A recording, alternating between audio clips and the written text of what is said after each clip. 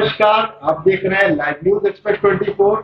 आज हमारे साथ में है राष्ट्रीय अध्यक्ष अल्पसंख्यक मोर्चा के सैयद हुसैन नकवी जी, जिनसे हम कुछ बातचीत करेंगे। जैसा कि अभी तक आपने देखा कि इस बार 15 अगस्त को पिछले कई वर्षों के अपेक्षा हर घर में झंडा तिरंगा यात्रा निकाली गई, हर घर में तिरंगा लगा है। तो उसके विषय में कुछ व्यक्तिगत जानकारी देना चाहेंगे। तो हुसैन जी, आप हमारे चैनल के माध्यम से बताना चाहेंगे कि देखिए, बहुत ही स्पष्ट ये बहुत दिनों से एक चर्चा का विषय बना हुआ है कि इस बार ही क्यों 15 अगस्त में इतना ज्यादा झंडारोहण किया गया, हर घर में झंडा लगा गया। तो माननीय नरेंद्र मोदी जी के आह्वान पे ये झंडारोहण किया गया, हर घर पे लगभग झंडे लगे। और अब इस समय सीमा 17 से 18 के बीच थी कि आप अपने घर से झंडे निकाल, लेकिन अभी भी बहुत से ऐसे लोग हैं जो मोहब्बत में झंडे लगाए हुए हैं। तो ये मोहब्बत का आप पैमाना मुसलमानों से पूछते हैं, ये गलत करते हैं। मुसलमान भी उतनी ही मोहब्बत हिंदुस्तान से करता है जितनी आप करते हैं। मुसलमान भी दफन होगा तो इसी मिट्टी में जाएगा, तो पाकिस्तान नहीं जाएगा मिट्टी दफन करवाने। तो ये आप लोग जो एक पैमाना बन गया है कि मुसलमानों से ही पूछो भैया झंडा क्यों लगाया है, क्या पहले आप देखने गए हमने झंडे कब लगाए हैं? नहीं, इसके पहले भी जैसे देखा गया कि अभी सन 2014 में जब बीजेपी की सरकार आई थी, उसके बाद से कई मदरसों में उसका विरोध भी हुआ, राष्ट्रगान नहीं होता था। तो उसके बारे में कुछ आप अपना व्यक्तिगत। देखिए, राष्ट्रगान नहीं होता था, तराना हिंद होता था। उसका नाम तराना हिंद था कि सारे जहां से अच्छा हिंदुस्तान हमारा, हम बुलबुलें हैं इसकी, ये गुलसिता हमारा। हाँ, राष्ट्रगान नहीं होता था। जब इसको कठोरतम कार्रवाई के तौर पे किया गया कि हाँ, जैसे सारे उद्घोष होते हैं, धार्मिक उद्घोष आप कर रहे हैं तो साथ में राष्ट्रगान कीजिए, तो यकीनन तौर पे इसमें बदलाव आया है।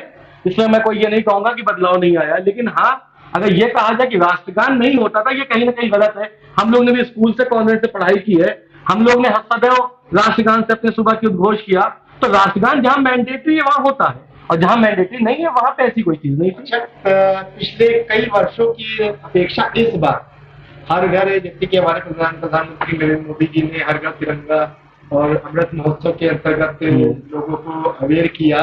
तो इस बार देखा गया कि पिछले कई सालों के देखते हुए इस बार उसमें आपका चाहे मुस्लिम समाज हो, सभी वर्गों के लोगों ने उस चीज का सम्मान किया, उसको अपने अपने घरों पे जो है सम्मान के साथ में लगाया।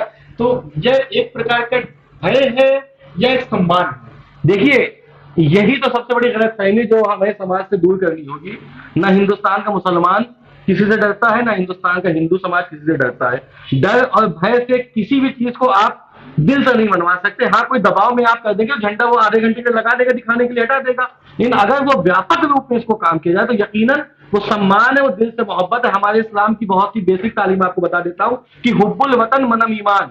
अगर आप वतन से मोहब्बत करते तो आप ईमान की निशानी है। अगर आप ईमान पे हैं, मुसलमान हैं, रसूल की सुन्नत पे अमल करते हैं, तो आप अपने वतन से इज्जत भी करेंगे, वतन का एहतराम भी करेंगे और वतन के लोगों से मोहब्बत भी करेंगे। अच्छा हुसैन की एक चीज मेरे दिमाग में आ रही है कि जैसे कि आपके लखनऊ में पिछले पहले जब मुहर्रम होता था, अक्सर आपके शिया सुन्नी समाज में आपस में लड़ाई झगड़ा चलता रहता था। उसमें भी कई कारण होते थे कि शिया समुदाय के लोग बोलते हैं कि हमारे यहाँ नमाज का तरीका ऐसा है। तो उसके विषय बारे में जरा कुछ हमारे दर्शकों को बताएंगे कि क्या विवाद रहता है? देखिए, शिया और सुन्नी के बीच बहुत ही एक माइन्यूट सा फर्क है कि शिया और सुन्नी है एक ही रसूल को मानने वाले, कुरान की किताब एक मानने वाले। जो डिस्प्यूट आता है कि रसूल के बाद हमारे क्या एक मान्यता है कि रसूल के बाद मौला अली, यानी जिनको आप हजरत अली अलैहिस्सलाम कहते हैं, उनको उसके बाद की इमामत दी गई, यानी उसके बाद से ये अपने दीन का प्रचार प्रसार करेंगे।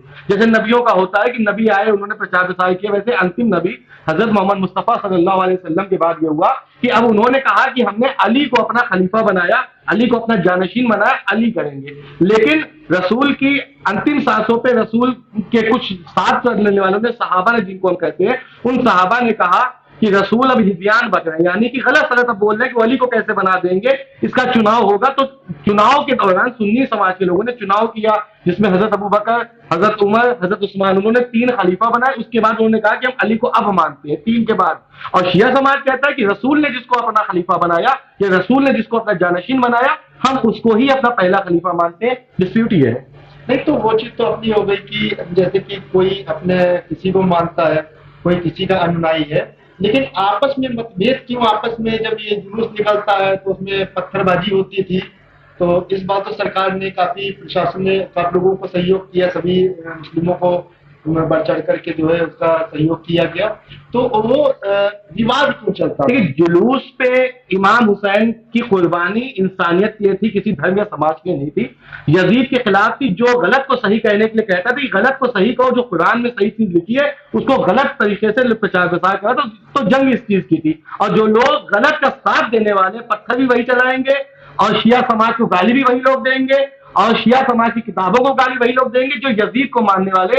हमारी भाषा में वो यजीद है, आप क्या वही रावण बन गया, बस फर्क इतना ही है।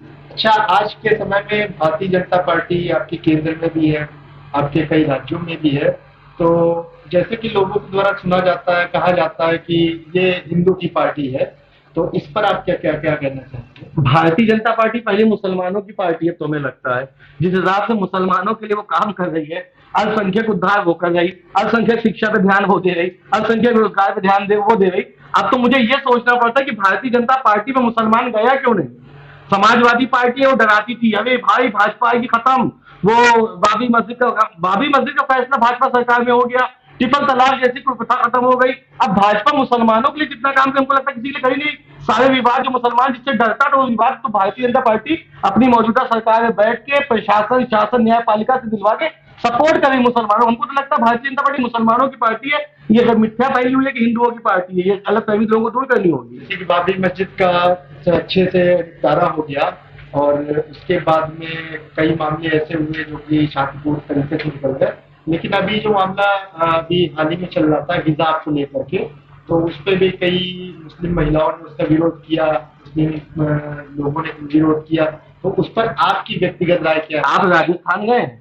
जी, राजस्थान में एक घूंघट प्रथा है, ये प्रथा है, ये अपने को सम्माननीय तरीके से सुरक्षित रखने के लिए समाज के हैवानों से है, और तो कोई चीज नहीं है। घूंघट से आपका मुंह छिप रहा है, आपका आपके शरीर के अंग छुप रहे हैं, तो वैसे ही इस्लाम में प्रथा रखी गई कि अपने घर की औरतों को अगर हिफाजत में रखना चाहते हो तो ये करो। हमारे क्या कोई पाबंदी नहीं। मेरी वाइफ है, वो हिजाब नहीं करती, मेरी मम्मी हिजाब करती है, हम अपनी वाइफ के क्या गले पे चाकू रख के खड़े हो गए कि नहीं तुमको हिजाब करना पड़ेगा? हिजाब स्वेच्छा से है, जिसको अपने आप को लगता है कि मैं खुले माहौल में बिना हिजाब के सुरक्षित, वो बिना हिजाब के जाती है। कुछ बच्चियां ऐसी हैं जो हिजाब करके स्कूल भी जाती है, कुछ बच्चियां जो हिजाब नहीं करती हैं, तो ये तो कोई चर्चा का विषय नहीं है। और हिजाब सिर्फ और सिर्फ अपने को सुरक्षित करने का एक माध्यम है।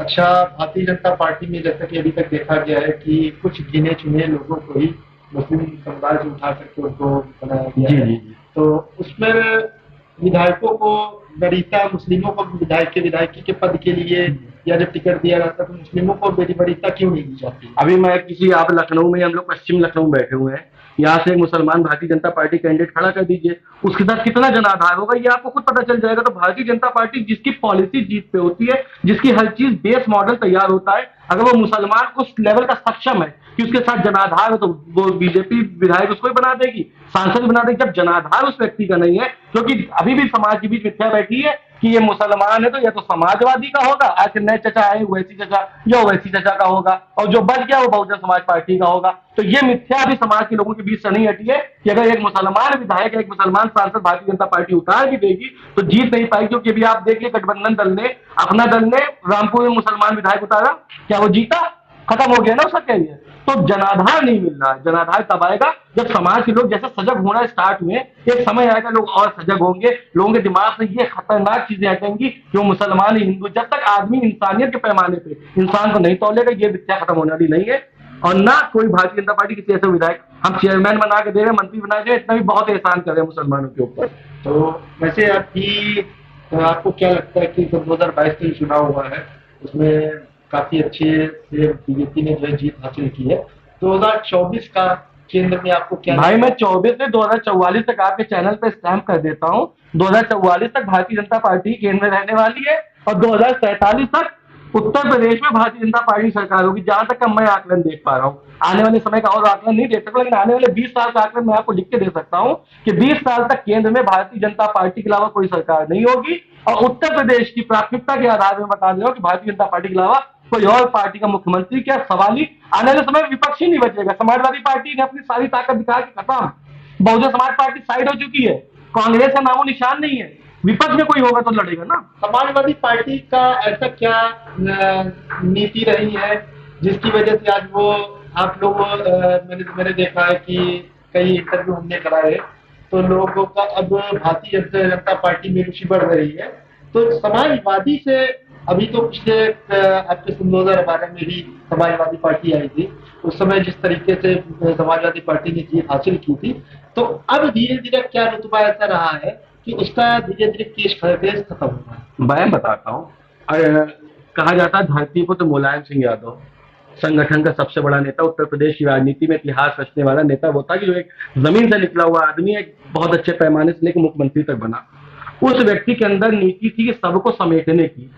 आज माननीय हमारे पूर्व मुख्यमंत्री अखिलेश यादव जी, असल में प्रॉब्लम उनके साथ यह है कि उनके साथ जो सलाहकार है वो अच्छे नहीं है। वो किसी मुसलमानों के 5 साल 2017 से 22 से मुसलमानों पे बहुत से बार अत्याचार हुए, चाहे वो CNRC को लेकर कहा जाए, चाहे वो किसी भी बात में कहा, लेकिन लोगों को बलगलाया गया, लोग रोडों पे उतरे। उस समय अखिलेश यादव का एक बयान मुसलमान के पक्ष में नहीं आया। तो जो मुसलमान जो इसको वोट दिया करता था वो मुसलमान इनके लिए क्यों खड़ा होगा? जब तुम मेरे किसी सुख दुख में नहीं खड़े हो तो मुझे ऐसे नेता ऐसे प्रतिनिधि की जरूरत नहीं है। भारतीय जनता पार्टी में लाख बुराइयां तुमने हम लोग को बताई, इन भारतीय जनता पार्टी कभी किसी मुसलमान के किसी फंक्शन के खिलाफ नहीं खड़ी, किसी धार्मिक उद्घोष के खिलाफ नहीं खड़ी हुई। कुछ समाज के गलत लोग हर समाज में है, मैं तो कहता हूं सबसे ज्यादा मुसलमानों में है, क्योंकि अशिक्षित लोग अभी ज्यादा है, अज्ञानी लोग ज्यादा है। जब शिक्षा का पैमाना बढ़ेगा तो यही मुसलमान जो भारतीय जनता पार्टी को, जो चिन्हित लोग हैं, गिनती के 100-200 लोग होंगे पूरे उत्तर प्रदेश में जो भारतीय जनता पार्टी के खिलाफ नीतियां रखते होंगे, आने वाले समय में ये भी नहीं बचेंगे। इनके आने वाली नस्लें ही इनको कहेगी कि पापा गलत कर रहे हो, भारतीय जनता पार्टी मुसलमानों के पक्ष में हर काम अच्छा कर रही है। चलिए, आज हुसैन जी से बात करके काफी अच्छा लगा और जुड़े रहिए आप हमारे चैनल के साथ में। आगे हुसैन जी के माध्यम से और भी समाज के बारे में आपको जानकारी दी जाएगी। जुड़े रहिए आप।